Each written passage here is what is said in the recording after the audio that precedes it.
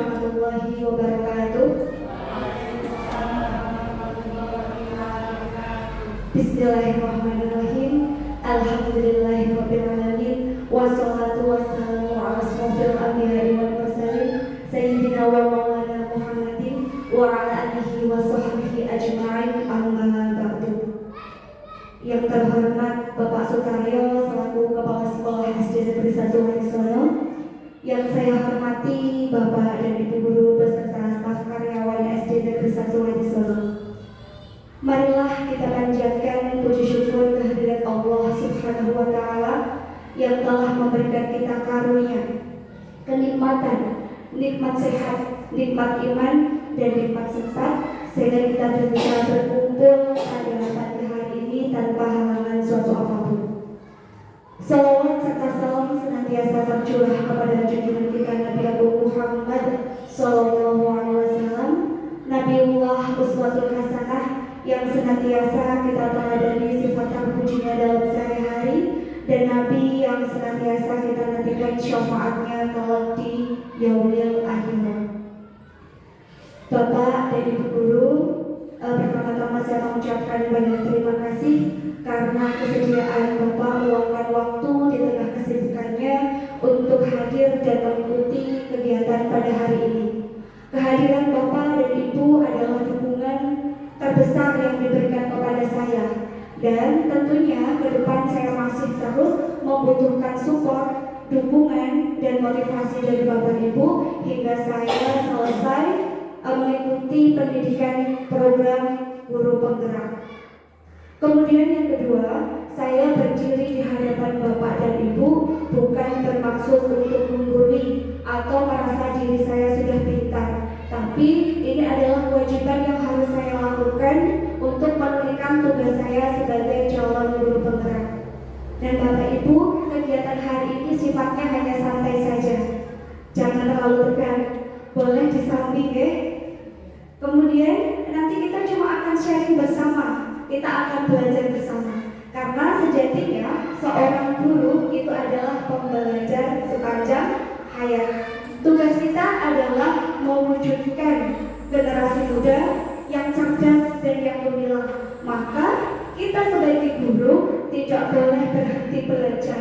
Kita harus terus belajar, meningkatkan kompetensi diri kita sehingga kita dapat mendidik anak, merawat, kemudian membinanya dengan baik pula.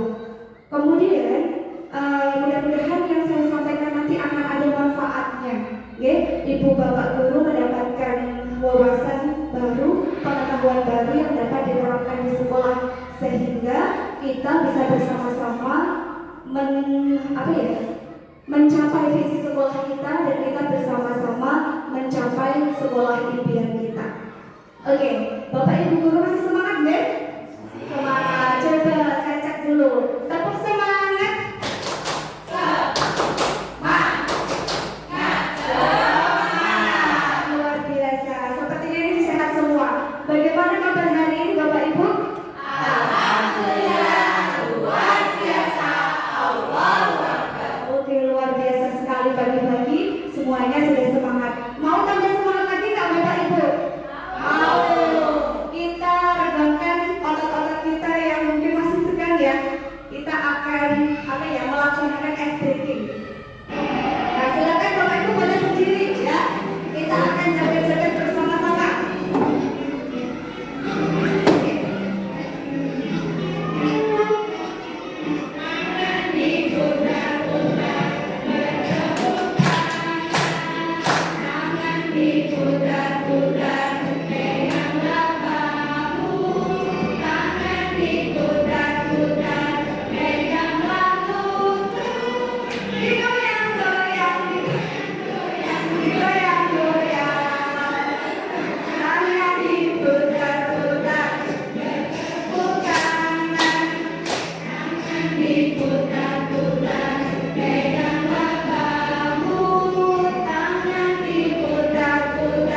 Baik.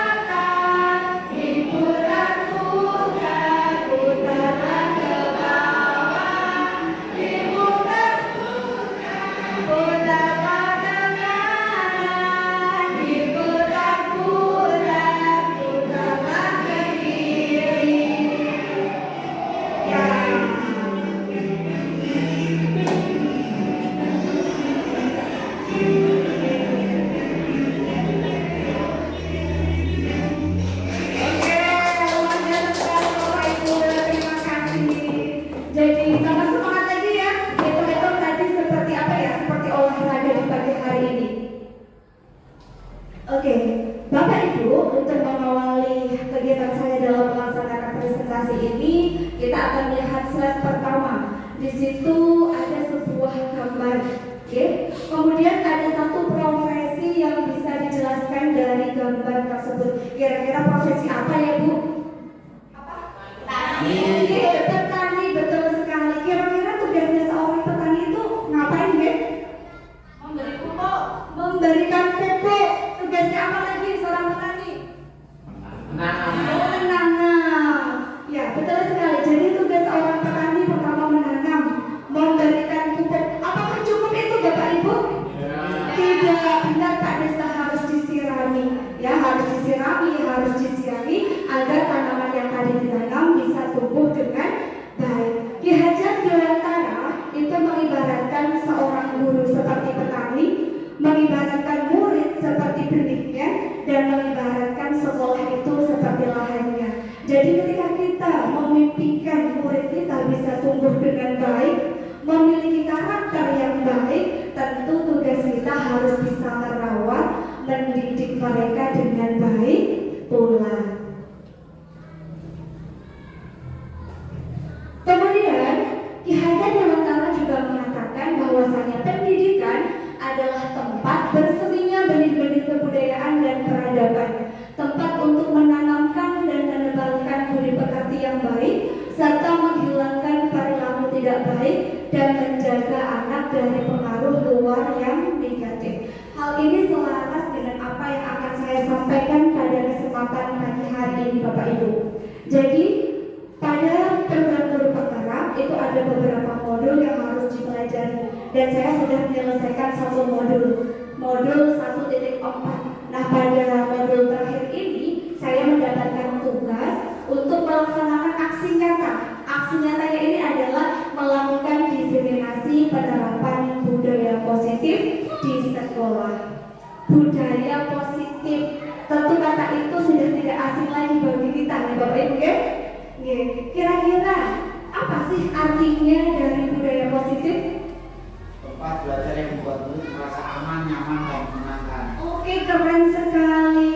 Tepuk tangan dulu dong untuk Pak Ahmad. Tepuk tangan. Jempol kanan, jempol kiri, 2 jempol. Salut, luar biasa sekali. Ada yang pendapat lain? Apa sih artinya budaya positif itu? Pembiasaan yang baik. Oke, pembiasaan yang baik. Mau dikasih jempol juga nih sepertinya Bu Bibi. Sekali lagi, tepuk tangan. Jempol kanan, jempol kiri, 2 jempol. Salut, luar biasa sekali pendapatnya dari Pak Han dan juga Bu Bibi. Jadi benar sekali bahwasanya budaya positif itu adalah perwujudan dari nilai-nilai atau keyakinan universal yang diterapkan di sekolah. Kira-kira nih, kalau nilai-nilai yang mau diterapkan di sekolah itu nilai-nilai yang baik atau yang buruk nih Bapak Ibu? Pasti yang baik. Coba nilai yang baik yang ingin ditanamkan di sekolah kita misalnya apa nih? Jujur, terus tanggung jawab, terus disiplin, dan nilai-nilai atau keyakinan universal lain.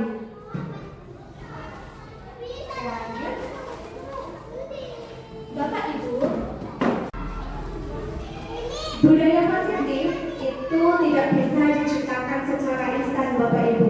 Di dalam penerapannya itu pasti harus ada tuntunan, harus ada teladan dari seorang guru. Seperti yang disampaikan oleh Ki Hajar Dewantara, bahwa guru itu adalah pamong, yang berarti menjaga, memberi teladan, membina, mendidik anak dengan penuh kasih sayang.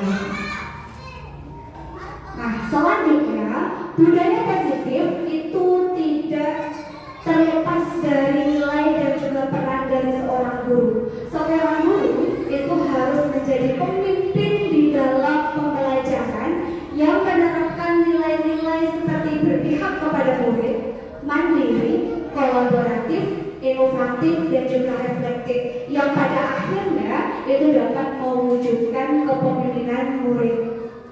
Budaya positif itu juga tidak bisa dilakukan oleh satu orang.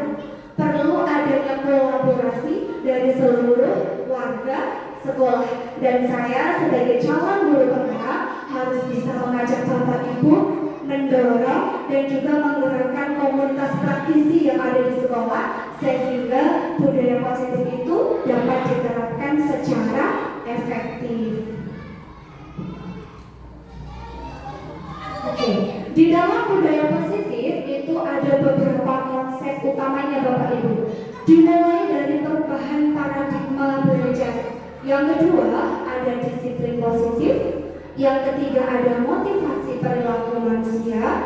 Yang keempat ada keyakinan kelas. Yang kelima ada kebutuhan dasar manusia. Yang keenam posisi kontrol guru. Dan yang terakhir ada segitiga restitusi. Bapak Ibu, dari konsep utama ada 7 nih, dari nomor 1 sampai nomor 7. Kira-kira yang masih asing dari Bapak Ibu tuh nomor mana? Nomor berapa? Nomor 7. Oke, nomor 7 ya. Oke, nanti kita akan belajar bersama-sama dari 1 sampai ke 7-nya tadi.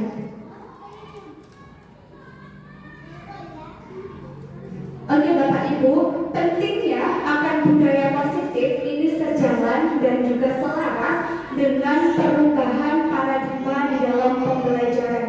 Bapak Ibu pasti pernah mendengar istilah pembelajaran berpihak kepada guru dan juga pembelajaran berpihak kepada siswa. Apakah di antara keduanya ada perbedaan Bapak Ibu?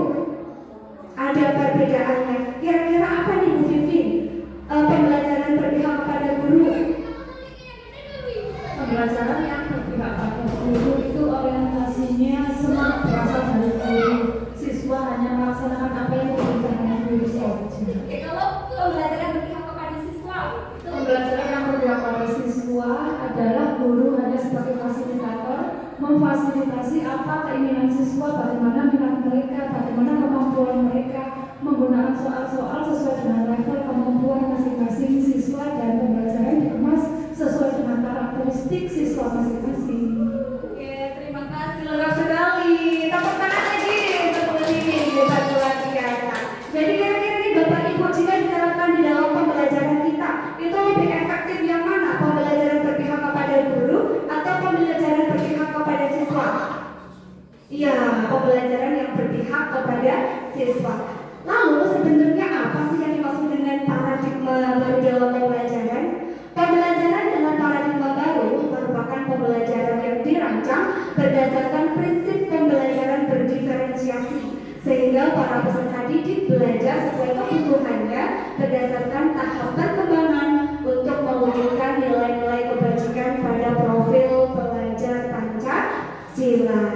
Oke Bapak Ibu, seorang guru penggerak dan juga visi sekolah sejatinya itu harus mengejawantahkan nilai-nilai pada profil pelajar Pancasila, karena diharapkan dengan menerapkan itu akan tumbuh karakter-karakter yang baik, akan tumbuh pembiasaan-pembiasaan yang baik yang pada akhirnya itu akan menciptakan suatu budaya yang positif. Dan kita sebagai guru, peran guru di dalam proses pembelajaran tentu harus menciptakan lingkungan yang aman, lingkungan yang nyaman, dan juga menyenangkan bagi murid.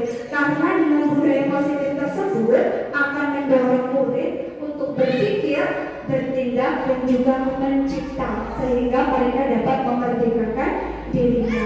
Maksud memerdekakan di sini seperti yang tadi disampaikan oleh Bu Vivin, bahwasanya kita menyadari bahwa setiap anak itu pasti memiliki karakteristik sendiri ya, tidak ada yang sama. Bahkan seorang anak yang kembar identik saja itu pasti mempunyai karakteristiknya masing-masing. Dan kita menyadari bahwa murid kita itu mempunyai kemampuan yang berbeda di dalam menyerap suatu pembelajaran. Dan ini adalah tugas kita Bapak Ibu, bagaimana kita dapat memfasilitasi belajar anak sesuai dengan kebutuhannya. Oke, profil pelajar Pancasila ada berapa dimensi Bapak Ibu? Ada 6. Masih ingat nggak lagunya seperti apa? Pelajar Pancasila beriman dan bertakwa pada Tuhan Yang Esa dan berakhlak mulia, berkebinekaan global, gotong royong mandiri,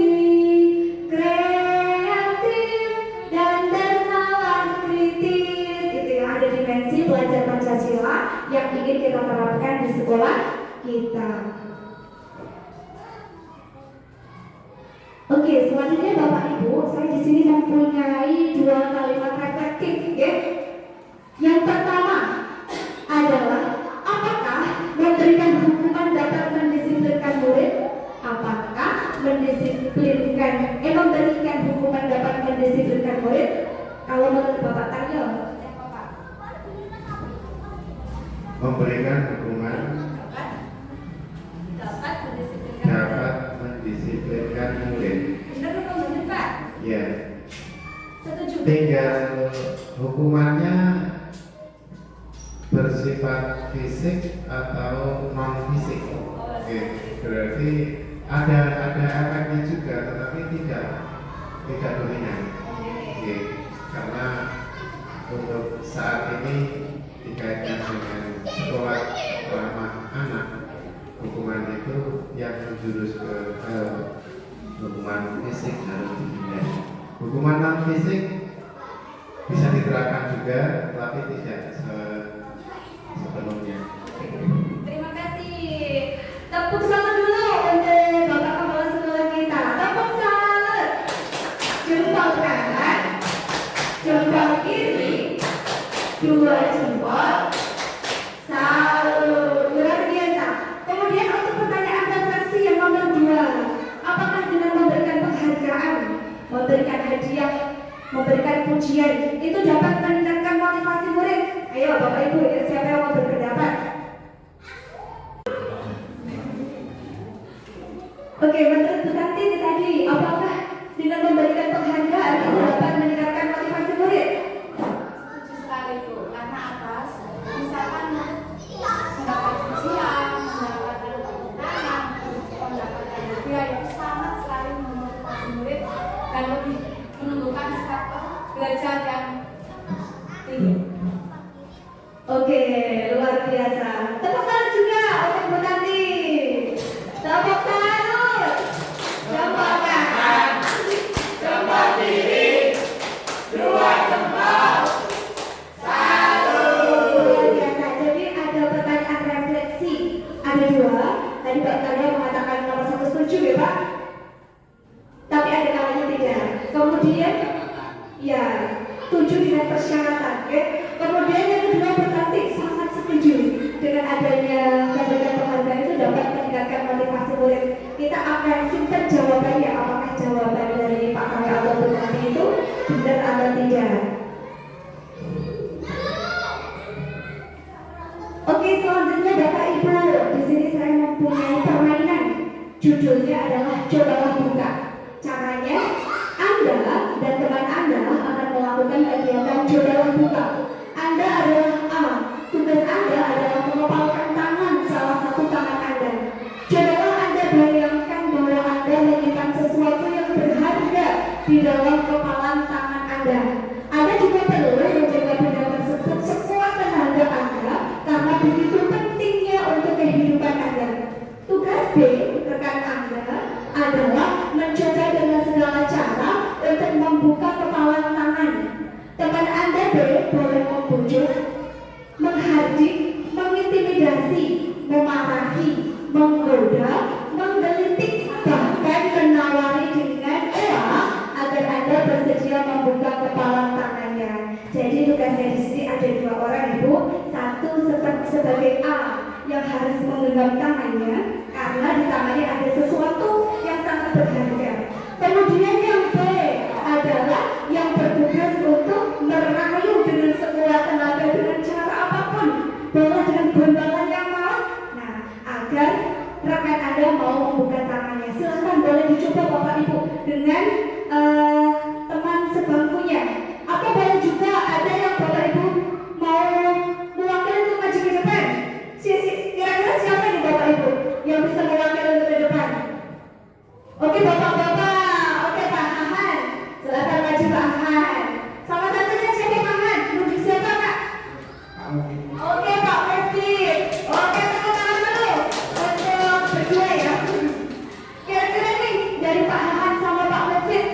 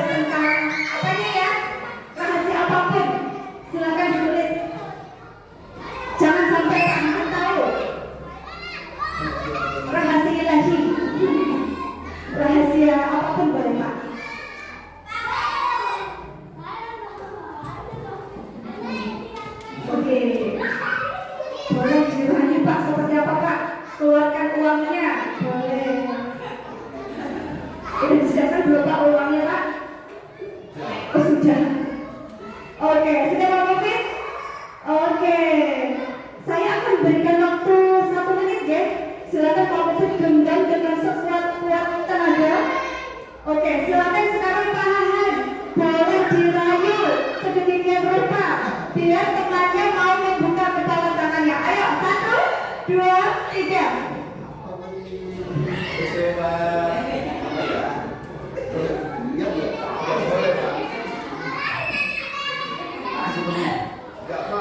Mau dikasih permen, kasih makan. Belum mau juga. Jual mahal. Kasih uang. Bisa kan? Bisa nego berarti. Bisa dinego. Belum dapat. Kalau Kenapa itu Pak? Yang biru. separuh. Mau nggak? Belum juga. Nah, belum tentu mau. Belum. Oke. Luar biasa. Ternyata Pak Mufid tergiur dengan uang yang banyak ya. Kayaknya kalau uangnya tambah banyak itu nggak sampai dirayu yang seperti apa langsung ya sudah lah. Iya. Padahal itu tadi adalah apa Pak? Rahasia ya, sangat rahasia. Tapi ternyata Pak Mufid mau membukanya. Oke, tidak apa-apa. Oke, Bapak Ibu, ternyata dari permainan tadi itu kita bisa mengambil suatu pembelajaran. Pembelajaran tentang apa Bapak Ibu? Itu pembelajaran terkait dengan teori kontrol. Sebenarnya yang dapat mengontrol kita itu adalah diri kita sendiri. Ketika dari permainan tadi kalau kita tetap dalam apa ya, prinsip kita tidak mau membuka, berarti itu adalah siapa yang mengontrol? Diri kita sendiri. Tapi kenyataannya tadi kalau Pak Mufid mau membukanya dengan iming-iming 100.000, apakah berarti Pak Mufid bisa dikontrol oleh orang lain? Itu sebenarnya itu hanya ilusi Bapak Ibu. Sekali lagi, yang dapat mengontrol kita adalah diri kita sendiri. Jadi ketika Pak Mufid tadi membuka tangannya itu karena dirinya sudah dikontrol, sudah tak buka saja. Lumayan kan ambil jajan, seperti itu ya. Nah, seperti yang disampaikan oleh Dr. William Blazer. Nah, di sini beliau berpendapat ada perubahan paradigma teori kontrol. Selama ini kita guru itu sering berpikir bahwasanya dapat mengontrol murid. Kemudian bahwa semua penguatan efektif seperti tadi memberikan hadiah, memberikan pujian, memberikan penghargaan itu akan bermanfaat bagi murid. Kemudian yang ketiga, bahwasanya ketika murid kita itu melakukan kesalahan, terus kita membuat kritik kepada murid itu kemudian sampai membuat murid itu merasa bersalah, itu juga dapat menguatkan karakternya. Tapi menurut Dr. William Blazer, ketiga pernyataan tersebut itu adalah ilusi. Apa artinya ilusi Bapak Ibu? Angan-angan, impian. Jadi kembali lagi kepada teori kontrol tadi, bahwa yang dapat mengontrol kita adalah diri kita sendiri. Berarti yang dapat mengontrol murid itu adalah murid kita sendiri. Nah, ini yang akan saya arahkan Bapak Ibu kepada disiplin positif. Oke, mendengar kata disiplin itu sering kali kita mendengar kata-kata disiplin. Kira-kira apa sih artinya disiplin Bapak Ibu? Disiplin, apa ya artinya ya? Biasanya dikaitkan dengan apa kalau disiplin? Tata tertib, apalagi? Aturan. Oke, biasanya disiplin itu sering dikaitkan dengan tata tertib, kemudian dikaitkan dengan sebuah aturan. Pak Kepala Sekolah setuju apa enggak Pak? Setuju juga. Oke. Banyak orang atau sebagian memaknai disiplin itu seperti sesuatu yang dilakukan seseorang untuk mendapatkan kepatuhan dan memiliki kecenderungan ketidaknyamanan serta sering dihubungkan dengan tata tertib, sanksi atau hukuman bagi orang yang melanggarnya. Nah, sedangkan disiplin menurut dia yang dikonsen bahwa disiplin itu berasal dari kata disiplina yang satu gereja, disipo yang artinya murid atau pengikut. Disiplin berkonotasi dengan disiplin diri. Disiplin diri dapat membuat seseorang menggali potensinya kepada sebuah tujuan, sesuatu dihargai dan bermakna.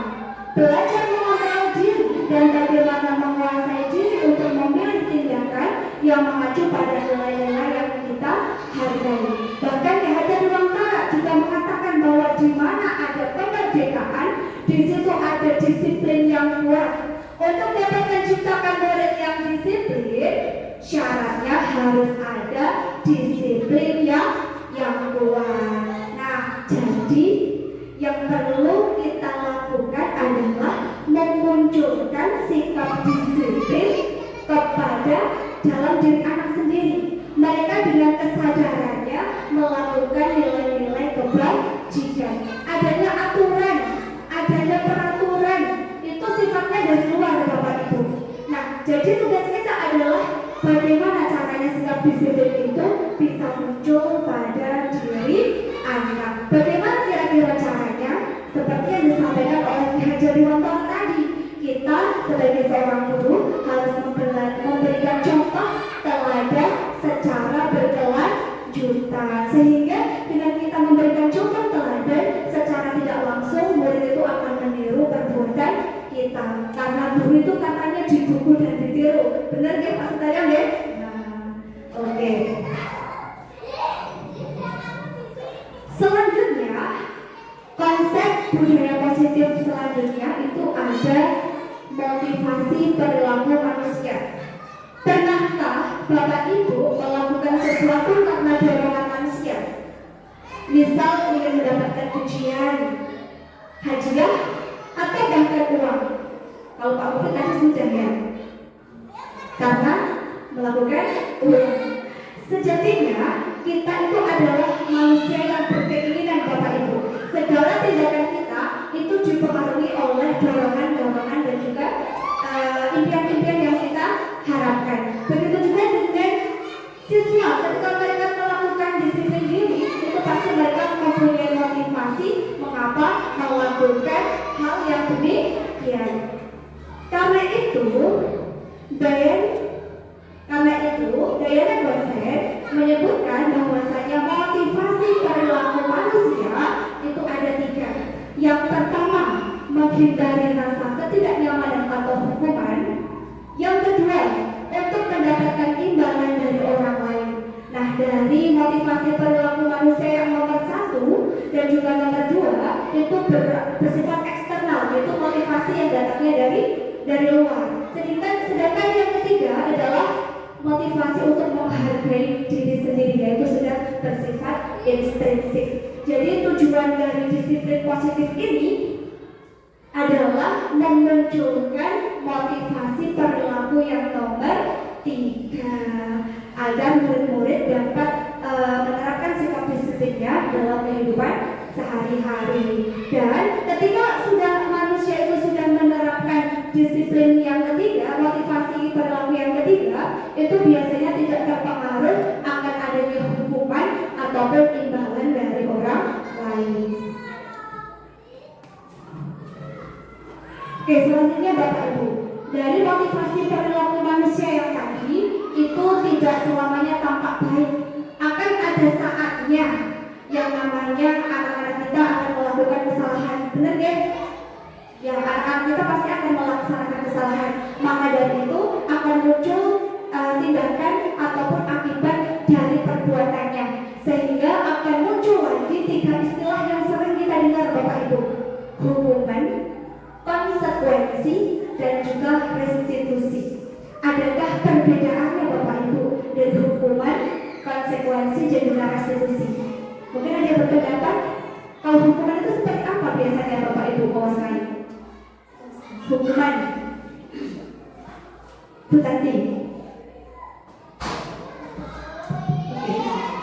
Kalau hukuman itu biasanya bisa bersifat fisik dan fisik. Oke. Biasanya kita juga. Oke. Kalau konsekuensi Konsekuensi? itu akibat dari perbuatan yang dilakukan atau perbuatan yang sudah dilakukan disepakati. Oke, luar biasa sekali fisik atau non fisik ya. Kalau konsekuensi itu biasanya kita sudah ada kesepakatan terlebih dahulu Bapak Ibu. Jadi melakukan hukuman itu sudah ada atau sesuatu yang sudah disepakati. Kalau restitusi, nah kira-kira apa ya Bapak Ibu ya? Nah tadi katanya ada berpendapat restitusi, bukan? Oh belum tahu. Oke, nanti kita akan bahas lebih dalam tentang apa itu restitusi. Oke, ternyata ketika istilah tadi itu berbeda Bapak Ibu. Hukuman itu sesuatu yang menyakitkan dan perlu terjadi dan sifatnya mendadak, artinya tidak direncana. Kemudian yang kedua, konsekuensi itu adalah sesuatu yang telah disepakati bersama dan pelanggar dibuat tidak nyaman untuk sementara. Kemudian yang restitusi itu guru dan murid berdiskusi untuk mencari jalan keluar dari suatu permasalahan. Oke, selanjutnya next saja. Oke, Bapak Ibu, di sini saya sudah mempunyai kasus ya. Kasus tentang hukuman dan juga konsekuensi. Saya bacakan. Iva kurang menguasai pelajaran matematika, sehingga pada saat pelajaran tersebut berlangsung, dia lebih banyak berdiam diri atau menggambar di buku pelajarannya. Pada saat guru matematikanya, Pak Seno, menanyakan pertanyaan, Iva menjadi gugup dan tidak sengaja menjatuhkan tasnya dari kursi, serta tiba-tiba menjadi gagap pada saat berupaya menjawab. Seluruh kelas pun tertawa melihat perilaku Iva yang berbicara tergagap dan terkejut tersebut. Pak Seno pada saat itu membiarkan teman-teman Iva menertawakan Iva yang tergagap dan malu luar biasa, dan malahan minta Iva untuk maju ke depan dan berdiri di depan kelas sambil menunjuk hidungnya karena tidak bisa menjawab pertanyaan dari Pak Seno. Kelasnya otomatis menjadi semakin gaduh dan anak-anak pun tertawa melihat Iva di depan kelas memegang ujung hidungnya. Oke, siapkan pertanyaannya Bapak Ibu. Pertanyaannya, apakah Anda setuju dengan tindakan Pak Seno terhadap Iva? Setuju apa enggak? Tidak setuju. Oke, kenapa tidak setuju Bu Karin? Menurut saya yang dilakukan oleh Pak Seno kurang tepat. Oke. Dalam artian di sini kan harusnya Pak Seno itu harus memberikan pengalaman terlebih dahulu. Oke. Kemudian untuk pertanyaan kedua, menurut pendapat saya tindakan yang dilakukan oleh Pak Seno itu termasuk pembunuhan. Oke. Karena apa? Karena hal yang dilakukan oleh Pak Seno terhadap Iva lebih memberikan hal-hal negatifnya dibandingkan hal yang positif. Di sini yang terlihat yaitu Pak Seno dapat mempermalukan Iva. Gitu. Oke, terima kasih. Ini sepertinya Bu Karin mendapat tepuk salut ya. Wah, tepuk salut. Jempol kanan, jempol kiri, dua jempol. Salut. Luar biasa. Mungkin ada yang mempunyai pendapat lain. Ibu siapa ini? Ibu Erni. Nah, bagaimana pendapatnya Bu Erni? Ya. Oke. Seharusnya Pak Seno itu tidak memberikan Iva ditertawakan oleh temannya, Oke. karena itu akan menyakiti perasaan Iva. Oke, terima kasih Bu Erni. Sekali lagi jempolnya yuk. Tepuk salut. Jempol kanan, jempol kiri, dua jempol. Salut. Hebat, luar biasa. Jadi Bapak Ibu setuju ya? Dari kasus tadi Pak Seno itu menerapkan sebuah hukuman, bukan sebuah konsekuensi. Karena apa? Di situ Pak Seno mempermalukan Iva, membiarkan Iva dipermalukan seperti itu. Kemudian sudah salah, gagap malah hidungnya ditutup seperti ini. Itu akan jelas menyakiti perasaannya. Oke, selanjutnya Bapak Ibu. Nah, mari kita berlatih pernyataan ini apakah hukuman atau konsekuensi. Lari mengelilingi lapangan basket 2 kali karena terlambat hadir di sekolah. Hukuman atau konsekuensi?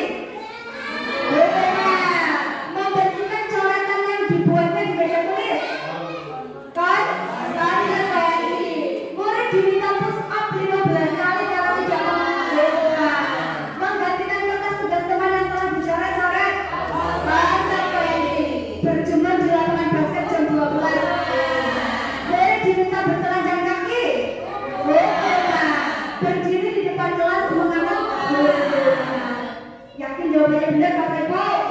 Yakin. Berapa persen nih? 100%. Kita cek ya. Nah, adakah yang salah? Tidak, wah pintar semuanya, ya. Mudah-mudahan setelah sudah di sini, Bapak Ibu sudah tidak lagi menerapkan hukuman. Oke, selanjutnya tadi ada pertanyaan refleksi juga di depan. Nah, dihukum oleh penghargaan. Jadi tidak salah ketika seorang guru itu memberikan suatu penghargaan, memberikan pujian kepada siswa, memberikan hadiah. Tidak sepenuhnya salah Bapak Ibu, tapi ternyata hal tersebut akan berefek dalam jangka panjangnya. Apa efek yang dapat ditimbulkan dari penghargaan tadi? Yang pertama, murid akan bergantung dengan penghargaan yang diberikan. Pada awalnya itu memang membuat anak itu semangat, asik dapatkan hadiah. Tapi ada saatnya kita tidak mungkin bisa setiap hari kita memberikan hadiah. Apa yang terjadi pada saat anak tidak mendapatkan hadiah? Kecewa, benar nggak? Kecewa, tidak enak. Nah, kalau sudah kecewa, anak-anak hadiahnya udah ente. Nah, pada saat itu anak-anak jadi tidak lagi bersemangat untuk belajar. Kemudian yang kedua, penghargaan dapat merusak hubungan. Loh, kok bisa? Jadi tenang ya. Maksudnya di sini adalah ketika ada anak yang kita berikan hadiah, kita berikan pujian, kita berikan penghargaan. Nah, ternyata itu juga dapat memicu timbulnya iri di hadapan teman-teman yang lain. Jadi teman-teman yang tidak mendapatkan hadiah bisa jadi iri tidak, Bapak Ibu? Iri. Loh, nanti akhirnya anak-anak bisa berpikir kalau kita itu pilih kasih. Biasanya karena yang diberikan hadiah kan anak-anak yang berprestasi ya. Nah, seperti itulah guru pilih kasih yang diberikan hadiah itu saja. Efeknya anak-anak yang tidak suka itu menjadi merasa gurunya pilih kasih yang pada akhirnya bisa timbul juga perasaan tidak suka kepada kita. Jadi tidak selamanya ternyata memberikan sebuah hadiah itu akan mendapatkan atau bernilai yang positif. Oke, silakan tanyakan Bu Bibit. Jika memberikan penghargaan adalah sebuah hukuman sendiri. Maaf pertanyaannya. Jika memberikan penghargaan kepada siswa berupa hadiah, pujian, seperti tadi yang Oke. adalah sebuah hukuman. Lalu apresiasi apa yang bisa diberikan guru kepada muridnya ketika murid berhasil melakukan sesuatu yang baik, sesuatu yang luar biasa dan berprestasi. Apakah seperti tadi yang dicontohkan, guru hanya bisa memberikan tepuk salut, tepuk tangan, dan tepuk yang lain saja? Oke, terima kasih. Pertanyaannya luar biasa sekali. Oke ya, Bapak Ibu ya. Jadi yang namanya apresiasi, kita itu harus mengapresiasi kepada seluruh peserta didik sesuai dengan kebutuhannya. Mungkin di dalam kelas kita ada yang mohon maaf, ada yang termasuk golongan kelompok yang bawah, ada yang menengah, dan ada yang atas. Kita harus memberikan perlakuan yang berbeda, Bu Vivi. Misalnya anak ini baru mampu menghafalkan perkalian dari 1 sampai 2. Kita berikan apresiasi, terima kasih. Itu di dalam kelompoknya. Ya, kemudian kelompok yang lain juga akan seperti itu. Ternyata kelompok yang lain sudah bisa memberikan apresiasi, menghafalkan perkalian sampai 10. Kita juga harus bisa memberikan apresiasi. Tapi untuk yang berprestasi seperti tadi yang disebutkan itu kita boleh sesekali berpikir, tapi tidak menjadikan itu seperti kebiasaan untuk kita, karena ini adalah jangka panjang yang akan efeknya jangka panjang, bukan jangka pendek saja Bu Vivi. Jadi tetap segala sesuatu itu akan ada konsekuensi di belakangnya, seperti itu. Jadi bagaimana kita harus bisa mengapresiasi hasil siswa, karya siswa? Apakah cuma dengan tepuk-tepuk? Tidak. Boleh juga kita memberikan pujian, tapi memberikan semangat yang lain juga untuk ayo dong seperti ini, semuanya hebat. Tapi kalau kalian mau bekerja lebih keras, kalian pasti bisa menjadi seperti teman kamu. Mungkin kata-katanya yang lebih apa ya? Jangan menghakimi yang lain karena satunya itu pintar, satunya kurang pintar. Seperti itu mungkin kurang pintar. Siap, seperti ya. Atau mungkin ada bapak ibu yang mau menambahi? Belum ya? Oke, jadi sekali lagi itu adalah efek jangka panjang yang ditimbulkan. Memberikan penghargaan itu boleh saja dilakukan, tapi jangan terlalu sering-sering, karena itu juga akan membuat murid kita menjadi manja juga.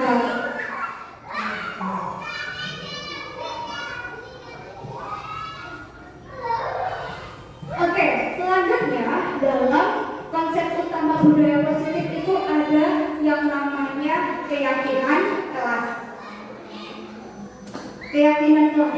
Mengapa keyakinan kelas bukan peraturan kelas? Nah, Bapak Ibu, apakah keyakinan kelas itu sama dengan kesepakatan belajar? Sama atau beda? Sama. Oke. Lalu apa sih itu keyakinan kelas? Keyakinan kelas itu merupakan nilai-nilai kebajikan atau prinsip-prinsip universal yang disepakati bersama-sama secara universal, lepas dari perbedaan agama, suku, negara, dan juga bahasa. Jadi nilai-nilai kebajikan yang ingin diterapkan di dalam sebuah pendidikan itu adalah nilai profil pelajar Pancasila. Dan menurut dasar, suatu keyakinan akan lebih memotivasi seseorang dari dalam intrinsik. Seseorang akan lebih bersemangat untuk menjalankan keyakinannya daripada hanya mengikuti peraturan. Oke, Bapak Ibu, kita akan mencoba melihat gambar yang ada di depan. Di situ ada lingkaran ya, beberapa ada peraturan, keyakinan kelas, lingkungan positif dan juga budaya positif. Jadi di sini peraturan itu akan menempati posisi yang paling kecil untuk dapat memunculkan sikap disiplin positifnya. Saya yakin kalau setiap sekolah itu pasti mempunyai aturan, mempunyai tata tertibnya.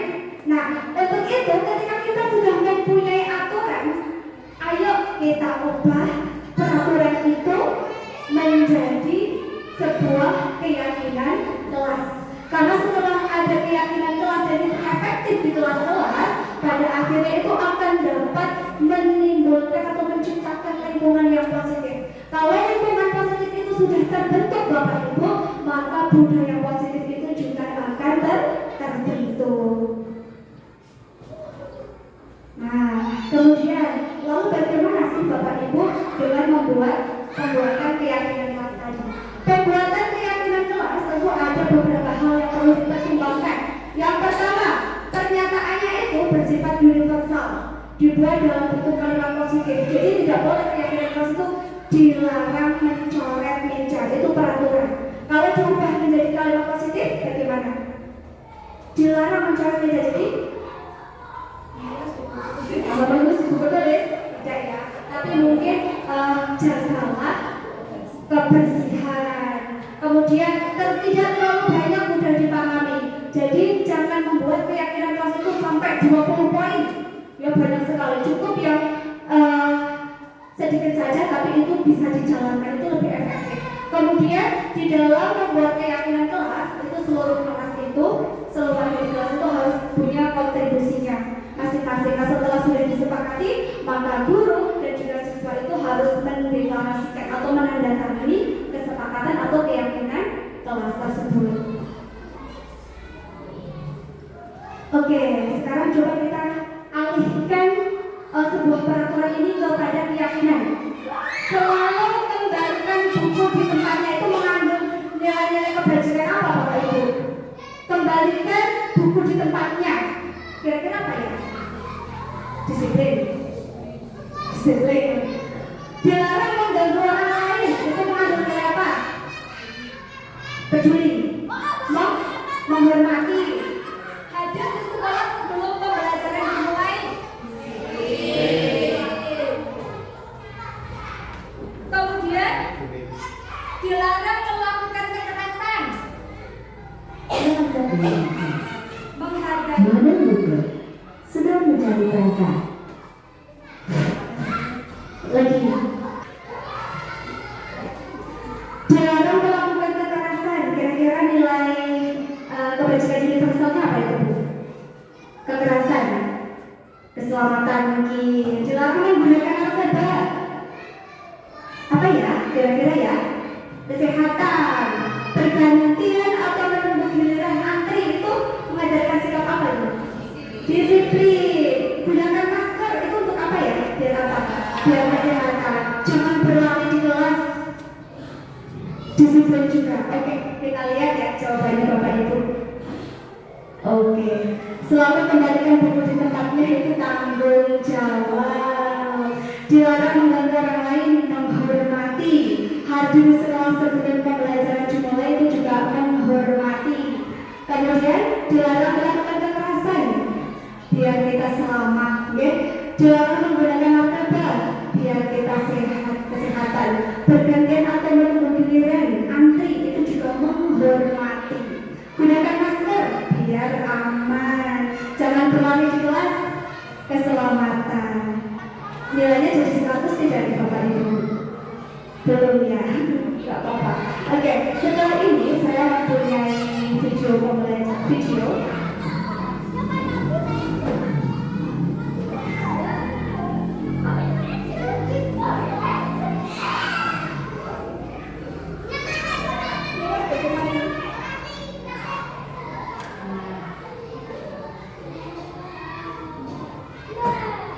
Ada kisah inspirasi antara anjing dan juga bangau.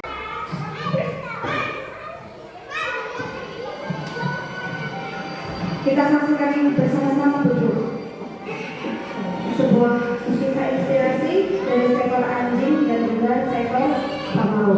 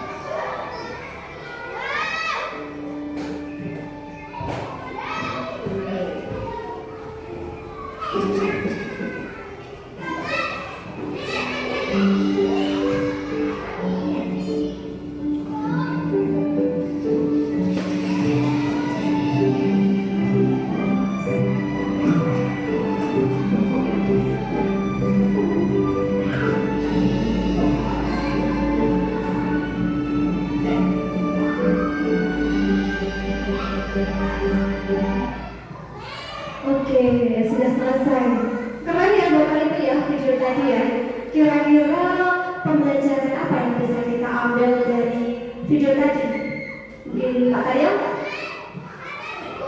Yang lain dulu. Yang lain, coba. Kira-kira apa nih?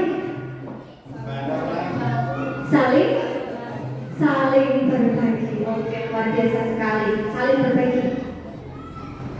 Oke, video tadi akan saya arahkan kepada sebuah kebutuhan dasar manusia. Setiap manusia itu pasti mempunyai kebutuhan dasar yang harus dipenuhi untuk memenuhi hidupnya. Betul ya?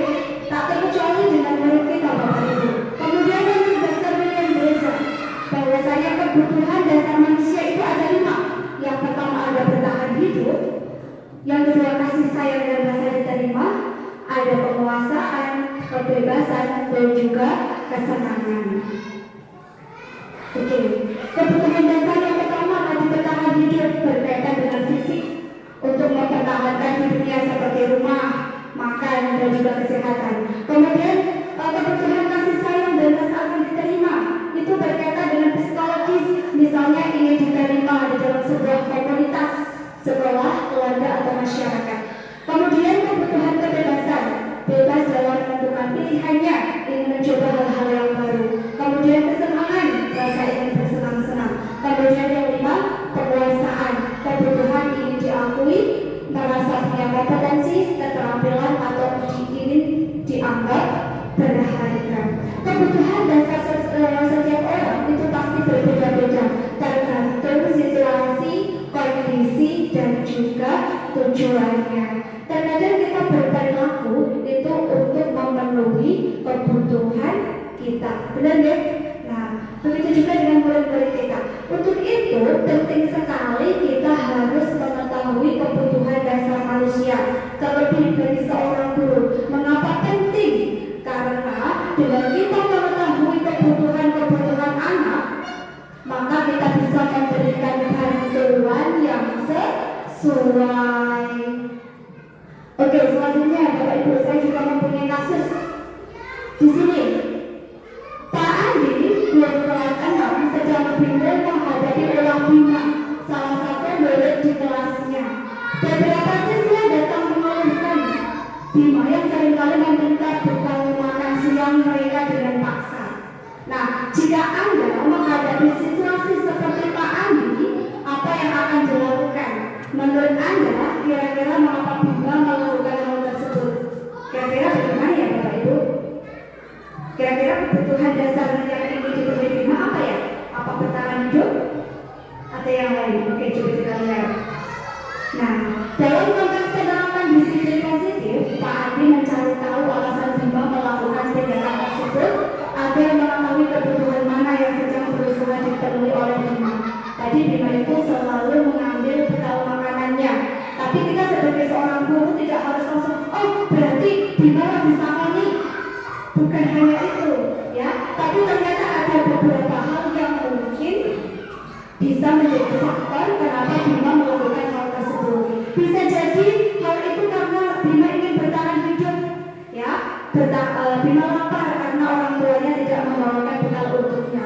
Bisa jadi karena Bima itu ingin bebas karena bosan dengan bekal makanan yang dibawanya. Mungkin selama ini cuma sama nasi goreng, ingin mencoba yang lain. Bisa jadi karena Bima itu kurang kasih sayang, jadi Bima ingin diperhatikan oleh teman-temannya. Bisa jadi Bima melakukan itu hanya untuk bersenang-senang. Setelah iseng melihat temannya itu ketakutan, justru itu membuat dia senang, ya. Bisa menjadikan cani. Kemudian yang terakhir bisa jadi Bima itu ingin berkuasa karena ingin merasa hebat karena berhasil membuat temannya takut. Nah, ini pentingnya di sini Bapak Ibu. Jadi setiap kesalahan dari murid-murid kita bisa mengetahui kebutuhan dasar mana yang belum terpenuhi sehingga kita dapat membantu mereka dengan tepat. Oke, selanjutnya ada yang ke-6, posisi kontrol seorang guru. Saya yakin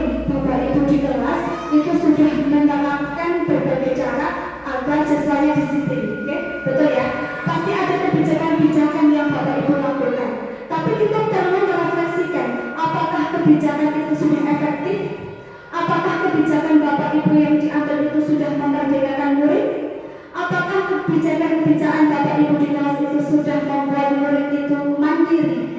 Nah, untuk itu dalam teori kontrol yang disampaikan oleh Dr. William tadi, Diana dosen menyimpulkan bahwasannya posisi kontrol guru itu ada 5. Yang pertama adalah penghukum, yang kedua adalah pembuat merasa bersalah, yang ketiga adalah sebagai teman, yang keempat pemantau, dan yang kelima manajer.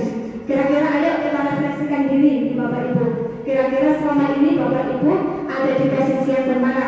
Silakan ditulis dalam selembar kertas yang tadi sudah saya sediakan di meja.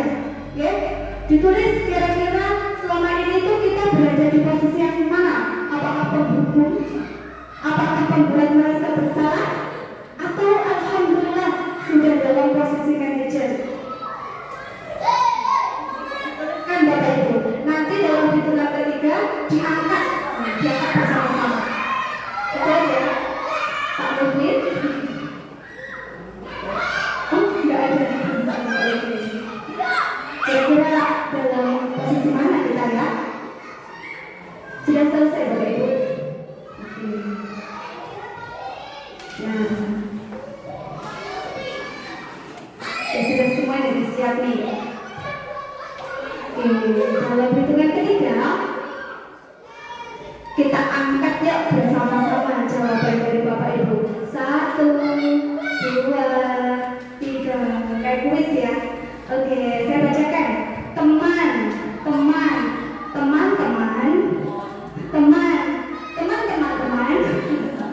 pernah melakukan semua, tapi kebanyakan manajer. Keren sekali pemimpin ya. Sudah dalam posisi manajer, karena memang pemimpin adalah guru penggerak angkatan ke-6. Jadi mungkin ilmu yang sudah didapatkan dari pendidikannya, beliau sudah bisa menerapkan bahwa kita itu harus dalam posisi seorang manajer. Lalu apa sih karakteristik dari sebuah perilaku atau posisi kontrol guru? Kita lihat Bapak Ibu, apakah memang selama ini kita sebagai penghukum atau yang lainnya?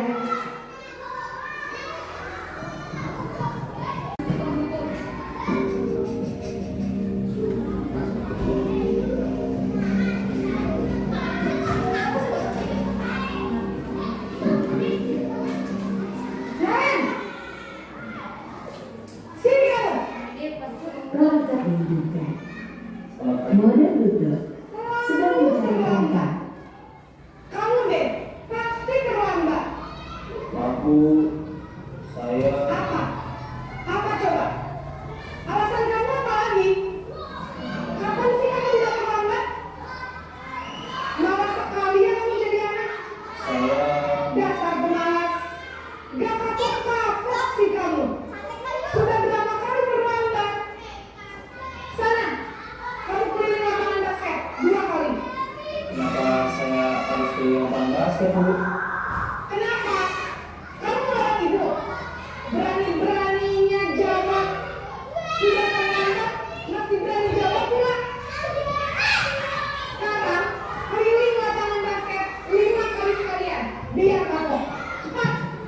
Pergi sana ke lapangan basket.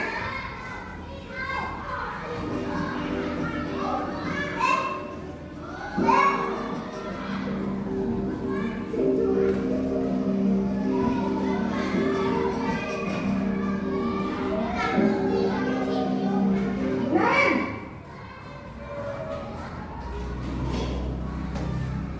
Selamat pagi, Bu. Naren, kamu kenapa terlambat lagi, nak? Ya Tuhan, Naren. Kamu senang ya bikin ibu susah ya? Kalau kamu terlambat lagi, nanti ibu yang berbuat masalah sekolah, nak. Disangka ibu tidak bisa membina kamu. Duh, gimana nih? Maaf, Bu. Duh, Gusti Naren. Kamu suka ya kalau ibu ikut bapak kepala sekolah? Terus, sekarang ibu harus tulis apa ini di buku absen? Ini kamu sudah sering terlambat loh. Ibu harus apa coba? Maaf, Bu. Maaf sekali. Ya sudah, lain kali jangan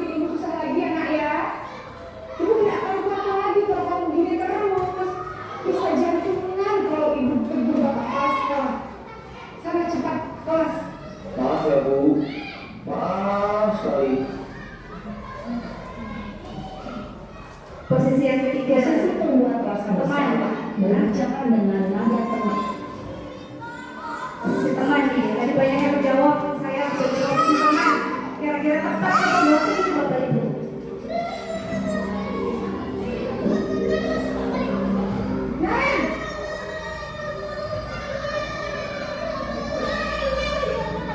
Bapak Ibu, Wah, sudah jam berapa ini? Larinya paling kencang. Kok terlambat sih? iya Bu, saya memang pernah tahu tadi, jadi biarpun saya lari kencang, tetap beracunnya Bu. Ya sudah sana, nanti lain kali larinya lebih kencang lagi ya. Biar gak terlambat sih. Bikin seneng ibu, demi ibu. Bisa kan? Bisa Bu. Ya sudah sana masuk kelas. Ibu beresin urusan absen kamu. Kamu ini ada-ada saja. Wah, keren kali Bapak Ibu sudah berada di posisi sebagai teman ya. Keempat, ada posisi sebagai pemantau. Apakah mantau terus tugasnya Bapak Ibu? Kita lihat. Nen!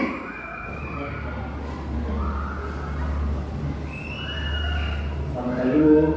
Nah, Ren, apa peraturan sekolah kita tentang jam berapa kita harus masuk sekolah, Nak?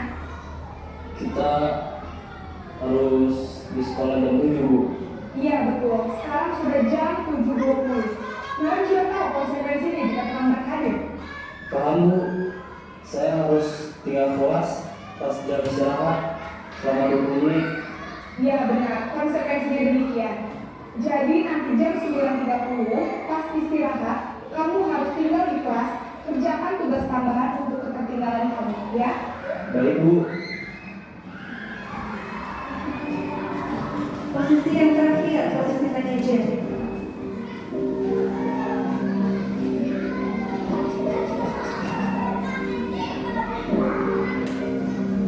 Nen!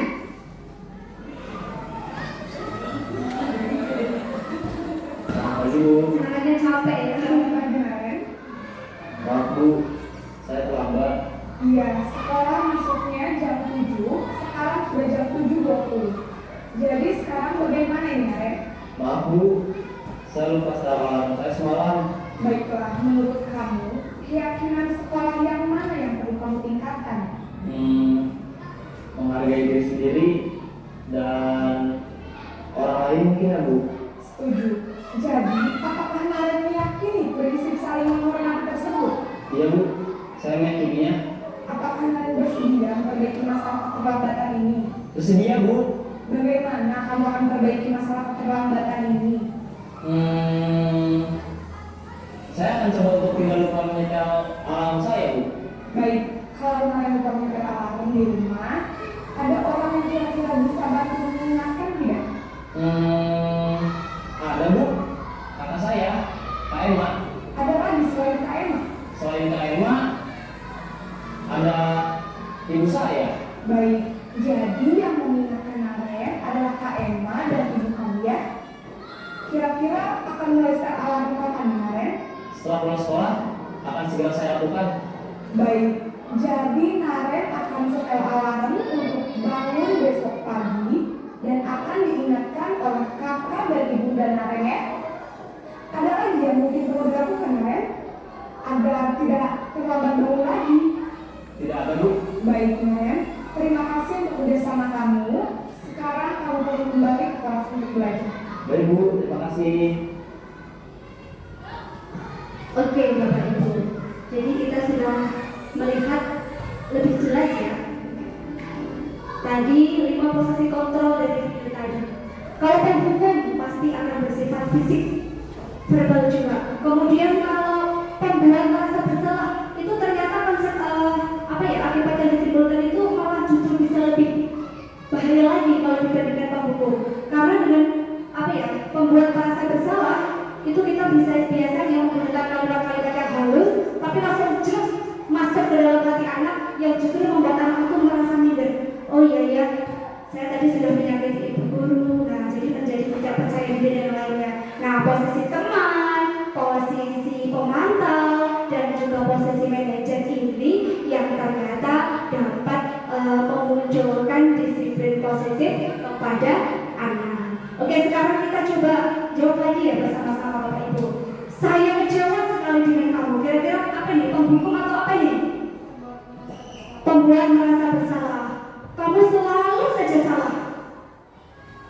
Penghukum. Ayolah lakukan ini demi Bapak atau Ibu. Nah, biasanya itu posisi apa ini? Tadi apa tuh Bapak Ibu? Posisi teman. Apakah kamu mau mendapatkan stiker bintang hari ini? Nah, itu biasanya posisi apa ya? Pemantau kah atau yang lain? Bagaimana kamu bisa melakukan kesalahan ini? Nah, ini posisi yang terakhir mungkin ya, manajer. Nah, yang terakhir, kamu selalu saja jadi yang terakhir. Nah, itu biasanya dikatakan oleh posisi apa ini?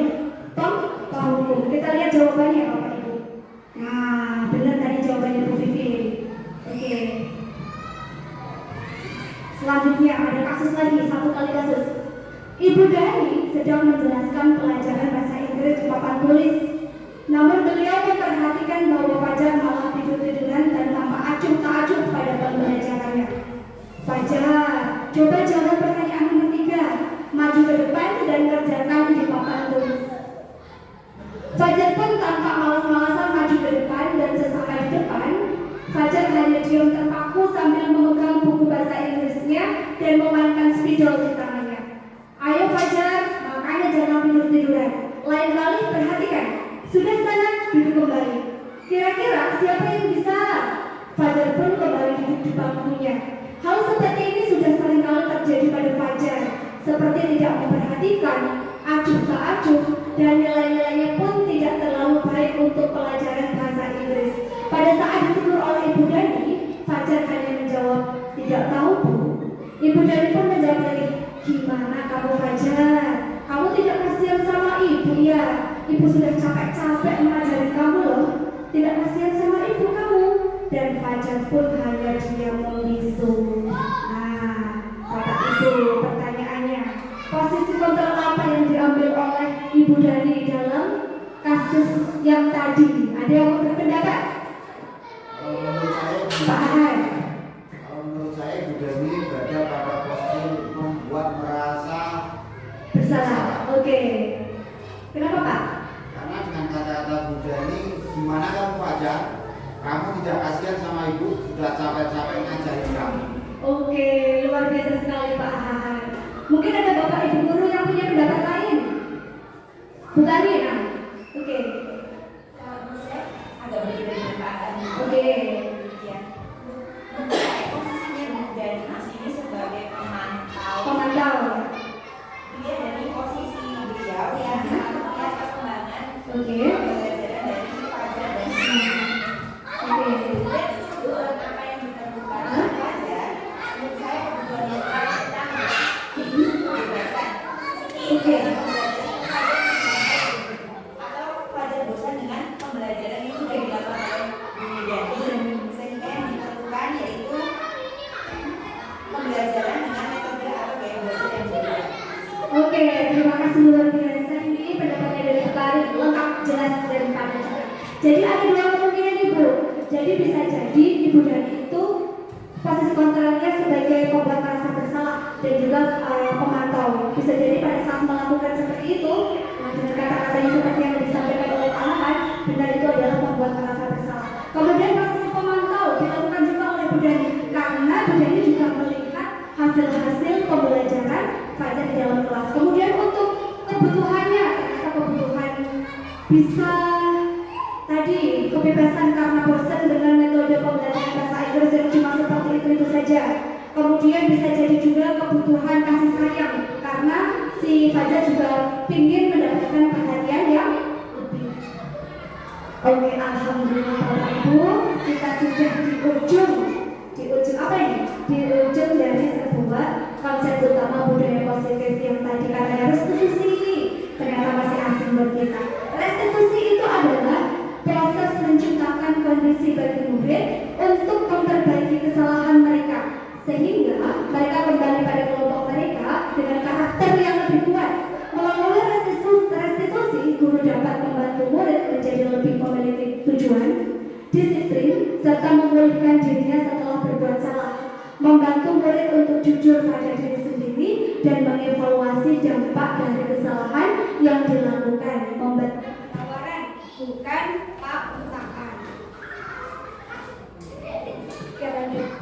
Perangkat dihidupkan.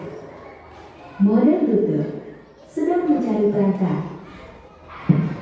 Oke, jadi Bapak Ibu, dalam istilah segitiga restitusi ini ada 3 langkah yang dapat dilakukan oleh seorang manajer, seorang guru. Yang pertama adalah menstabilkan identitas. Di sini, ketika anak melakukan kesalahan, jangan sekali-kali kita menyalahkan, tapi kita bisa menggunakan kata-kata yang dapat meredam emosinya. Dengan cara apa kata-katanya? Kamu bukan satu-satunya orang yang pernah berbuat salah kok, Nduk. Semua orang pasti juga pernah berbuat kesalahan, Nak. Nah, kemudian yang kedua, validasi tindakan yang salah. Kita di sini bisa menanyakan alasan kenapa anak tersebut melakukan sebuah kesalahan. Pasti ada alasannya. Nah, kemudian yang terakhir adalah menanyakan keyakinan kelas. Kita sangkutkan dengan perbuatan ini sudah sesuai dengan keyakinan kelas atau belum. Kemudian di sini kita menawarkan kepada anak bagaimana ya mencari solusi dari permasalahan yang sudah dibuat oleh anak. Jadi di sini anak sudah bisa mengetahui dan menjalankan apa yang harus dilakukan dari kesalahannya tersebut. Oke, jadi Bapak Ibu, kesimpulan pada destinasi yang saya sampaikan, yang pertama bahwa budaya positif itu merupakan perwujudan dari nilai-nilai kebajikan profil belajar Pancasila yang ingin dicapai di dalam lembaga sekolah. Untuk mewujudkannya, kita perlu memberikan teladan dan contoh secara kontinu, berkelanjutan kepada peserta didik dan juga berkolaborasi dengan seluruh warga sekolah. Budaya positif dapat terwujud dengan menerapkan sikap disiplin positif. Untuk dapat mewujudkan sikap disiplin positif, kita harus memunculkan motivasi secara intrinsik kepada murid, misal dengan membuat keyakinan kelas. Dan hal yang dapat dilakukan seorang guru untuk memunculkan motivasi intrinsiknya adalah dengan mengetahui kebutuhan dasar manusia, sehingga kita dapat membantu murid sesuai dengan kebutuhannya. Dan kita dapat memposisikan diri kita sebagai posisi control manager yang dapat menerapkan segitiga restitusi dan penyelesaian masalah yang dapat membuat murid kita kuat karakternya, sehingga tidak akan mengulangi kesalahan. Bapak Ibu, mungkin sebelum saya tutup, mungkin ada hal yang perlu dipertanyakan, Bu Vicky, atau memberikan umpan balik kepada saya, Pak Karyo. Terima kasih Bu ya, yang telah mensosialisasikan ya tentang budaya positif di lingkungan sekolah. Oke. Di sini banyak hal yang perlu kita perbaiki, karena tadi ada kata-kata hukuman yang memang saat ini sudah tidak diperbolehkan dan dikaitkan dengan hukuman bersifat fisik. Ini ada hal baru tentang yang disebut dengan nomor 7 saat itu. Ya, restitusi itu sangat bagus. Kita benar-benar bertindak sebagai manajer di dalam golongan anak gitu. Ini pembelajaran bagi kita semua. Ya, semoga apa yang ditawarkan disimulasikan oleh ibu ya. Ini masukan juga buat bapak dan ibu yang baik untuk senantiasa bisa diterapkan di minimal di kelas masing-masing. Yang dapat saya sampaikan pada kesempatan hari ini, mudah-mudahan akan ada manfaat yang didapatkan. Setelah ini kita bersama-sama mewujudkan budaya positif di sekolah. Saya mohon maaf apabila ada kata-kata yang kurang berkenan selama saya menyampaikan diseminasi penerapan budaya positif di sekolah. Saya akhiri. Wabillahi taufiq wal hidayah. Assalamualaikum warahmatullahi wabarakatuh.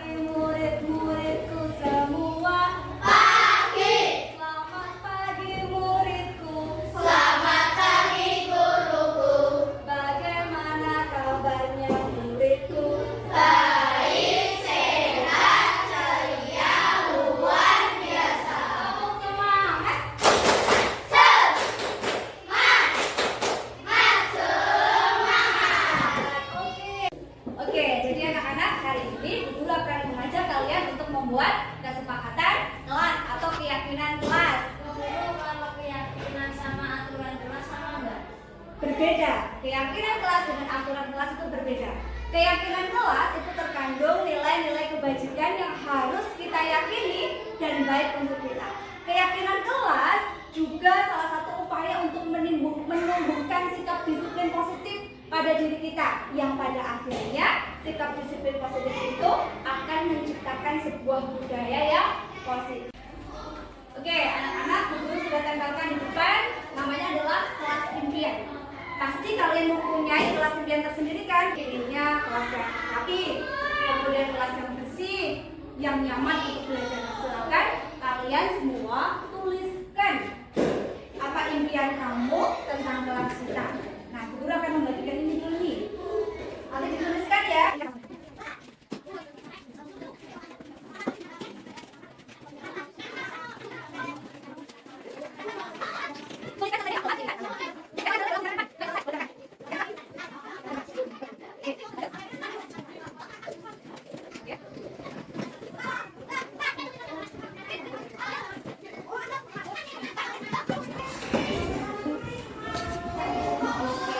Semuanya sudah menulis ya?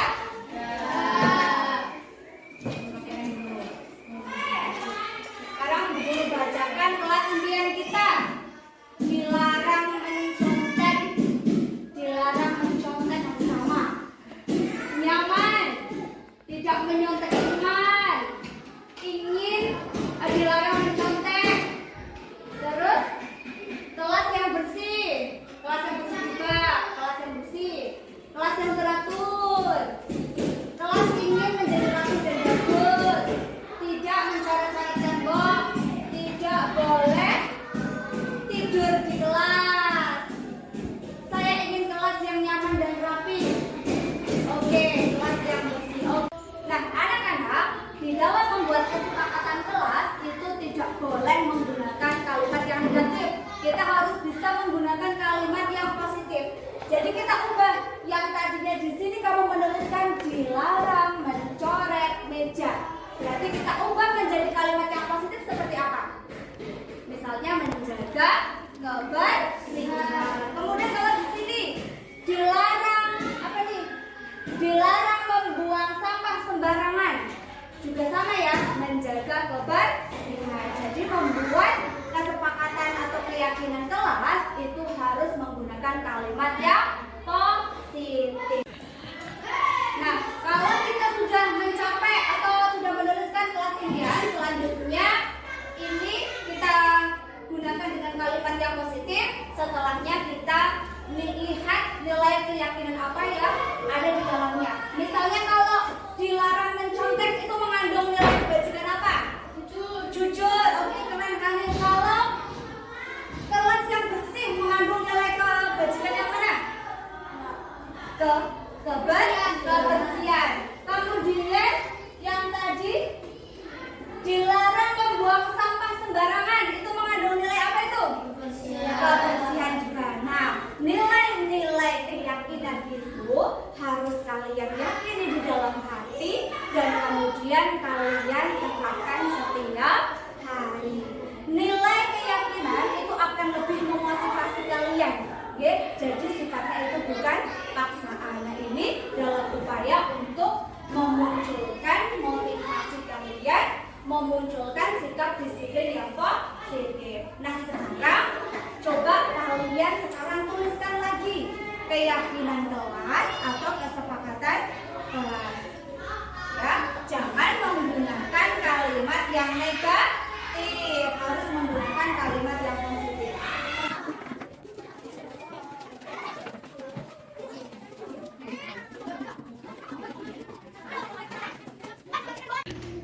Nah, yang tadi sudah kalian tuliskan, coba sekarang ditempelkan di sini, oke?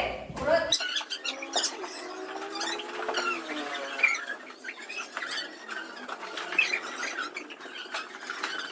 Oke, semuanya sudah ya? Coba kita bacakan dulu nih. Yang pertama, menjaga kerapihan kelas. Kemudian ada berdoa sebelum belajar. Ada menjaga kebersihan dan kerjasama dalam piket. Menjaga kebersihan kelas. Menjaga kebersihan, kerjasama dalam piket, saling menghormati. Menjaga kerapihan kelas. Menjaga kebersihan kelas, saling menghormati.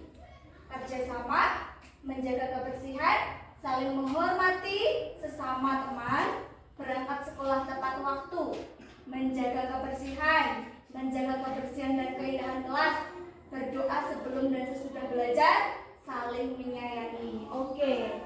Nah, setelah ini kalian sudah tempelkan, mari kita membuat kesepakatan yang harus kita lakukan. Nah, selanjutnya mari kita sepakati beberapa kesepakatan kelas yang sudah kalian tuliskan. Oke, misalnya yang pertama nih, Bu Guru pilih. Berdoa sebelum dan sesudah belajar. Sepakat apa betul? Sepakat. Oke, Bu Guru taruh di sini dulu ya. Oke, yang kedua, banyak yang menjaga kebersihan tadi. Ini menjaga kebersihan dan keindahan kelas. Sepakat apa tidak? Sepakat. Oke. Terus ini masih sama ya. Nah, ini berangkat sekolah tepat waktu. Sepakat apa tidak? Sepakat. Berarti mulai besok yang masih suka terlambat, jangan lagi terlambat, ya. Kemudian mana lagi nih?